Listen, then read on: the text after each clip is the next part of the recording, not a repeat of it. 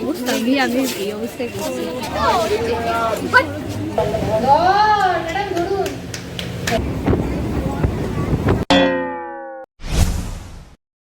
Hello friends, welcome back to my channel.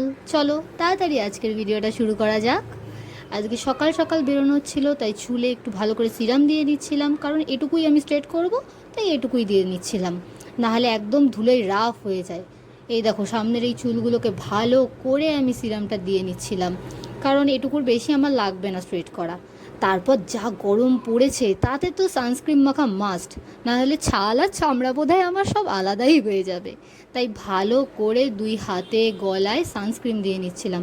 তোমরাও কিন্তু sunscreen ছাড়া বেরিও না, মুখেও ভালো করে সানস্ক্রিন দিয়ে নিলাম, কারণ এই গরমে সানস্ক্রিন সবার আগে দরকার, তাই সবাই সানস্ক্রিন অ্যাপ্লাই করবে। তারপর এই রেডি হয়ে নিলাম এই ড্রেসটা পরে, তারপর বেরিয়ে গেলাম স্টেশনের দিকে। টোটোতে করে স্টেশনের দিকে যাচ্ছিলাম আর ভাবছিলাম কি গরম আর রোদ চারিদিকে। তারপর ট্রেনে উঠে গেলাম, আমি যাব হাবড়ায়। আমার কলেজের বেশ কিছু ক্লোজ ফ্রেন্ডের সাথে আজকে দেখা করার কথা আর খুব আড্ডা দেওয়ার কথা। এই দেখো এ তো আমাকে চিনতেই পারছে না। হাবড়ায় নেমে গেছি আর এবার আসছে আমার সব থেকে কাছের বন্ধু, যার জন্য আমি ভীষণ এক্সাইটেড।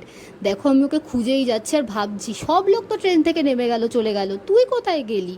তারপর এইভাবে ওকে খুঁজছিলাম, লোকের ঠেলা খাচ্ছিলাম গরমের মধ্যে, দেখতে দেখতে হঠাৎ ওকে পেয়ে গেছি। আর দেখো কি এক্সাইটেড না আমরা দুজনই। তারপর আমরা গল্প করতে করতে চলে গেলাম কলেজের দিকে। কলেজেতে আমরা প্রচুর আড্ডা দিচ্ছিলাম, আর এই যে দেখো সামনের এই দুজন আমাদের চিনতেই পারছে না। তবে যাওয়ার পথে আমরা ঢুকেছিলাম এই দোকানটাতে।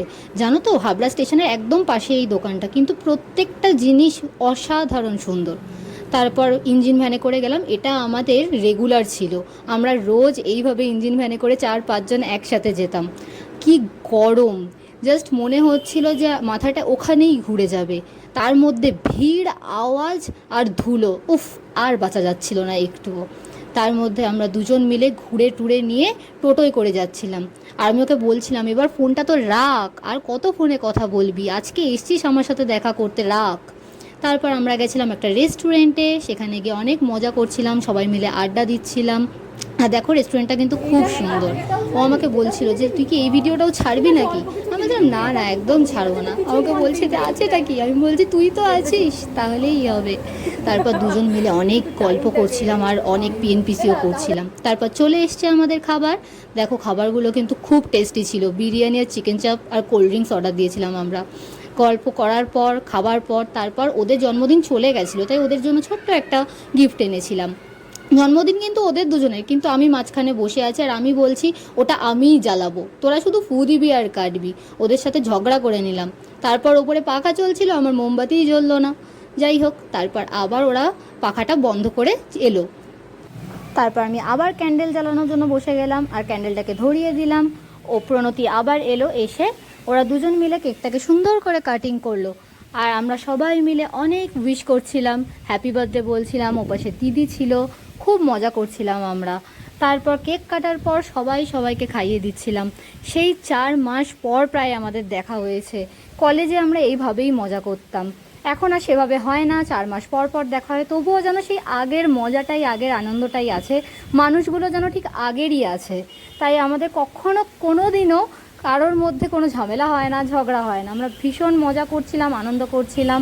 তারপর সবাইকে টাটা বলে আবার বনগাঁর দিকে চলে এলাম। বনগাঁয়ের দিকে আসতে আসতে চারিদিকটা খুব সুন্দর লাগছিল, দেখছিলাম। বনগাঁয় ঢুকে গেলাম, দিদির সাথে একটু মোড়ে গেছিলাম, মোড়ে গিয়ে ও একটু চিজ নেবে আর ওর ভাই বোনেদের জন্য একটু আইসক্রিম নেবে। তারপর সোজা বাড়ির দিকে, গরমে ঘেমে নে কি করলাম আজকে শুধু তাই ভাবছিলাম। তবে এটা স্বীকার করতেই হবে যে খুব মজা হয়েছে আজকে।